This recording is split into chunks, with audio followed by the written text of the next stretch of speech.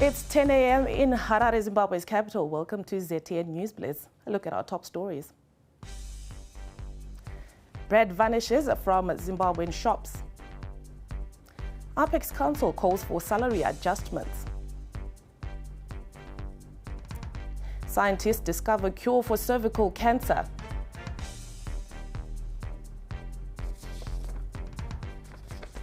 FC Platinum in tricky Caf Champions League draw. Bread has disappeared from many shops in Zimbabwe as bakers plan to increase the price from 10 Zimbabwe dollars to $15. An official with the Bakers Association of Zimbabwe told ZTN that the new prices were likely to be effected this week as a result of high operating costs. In our running story on the doctors' strike, Zimbabwe's Labour Court will today rule on the legality of the job action. The case was pushed to today after prosecutors failed to present the requisite documents on Tuesday. Still on doctors, the University of Zimbabwe Medical School has lifted the suspension of surgeons Bothwell Mboyesango and David Chimuka. The two had been suspended for allegedly instigating the ongoing strike by junior doctors. So currently we have lifted the suspension on the basis of information that we've had. Our expectation is that they should resume lectures and senior consulting should play a greater role in getting back to work and contributing to addressing challenges. Zimbabwe's topmost civil servant body, the Apex Council, wants the least paid government worker paid 6,000 Zimbabwe dollars per month. The council's co-chairperson Thomas Muzondo said this was in line with the country's rising cost of living. Zimbabwe's Public Service Commission is yet to respond to ZTN's inquiries on the matter. Where people are following probably the interbank rate, and we are as civil servants. We are not requesting for an increment, but the restoration of our salary. That is, in October 2018, we were actually getting in B1 $475 US. And we are saying government must pay the same, not more, but the same.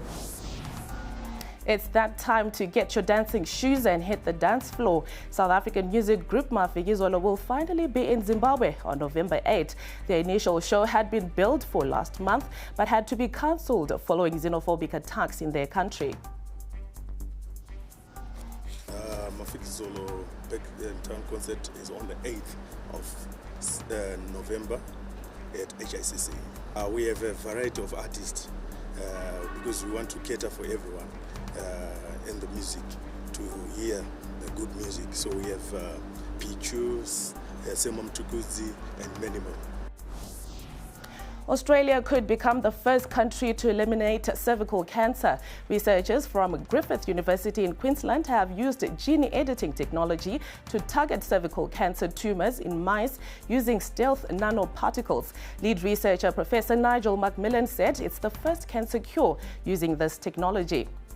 In sport, Zimbabwean soccer champion FC Platinum have been given a tough draw in the group stage of the Caf Champions League. Pure Platinum have been pooled in the same pond as 8-time champions Al Ahly of Egypt, 2007 winners Etoile du Sahel of Tunisia, and Sudanese giants Al Hilal. Meanwhile, away from continental duties, FC Platinum are through to the Chibuku Super Cup quarterfinals after a 4-3 penalty shootout win over Chapungu at Mandava yesterday. In the playoff round of the CAF Confederation Cup, Triangle will play FC Nouadhibou of Mauritania, with the winner going to the group stage. Nouadhibou have won the Mauritanian League 7 times. The Premier Soccer League's International Football Symposium is set to come to life at Elephant Hills Resort in Victoria Falls today. The symposium has presenters drawn from FIFA, La Liga, the World Leagues Forum, the Swiss Premier League and South Africa PSL, covering topics such as club licensing, dispute resolution and driving fan engagement through digital technology.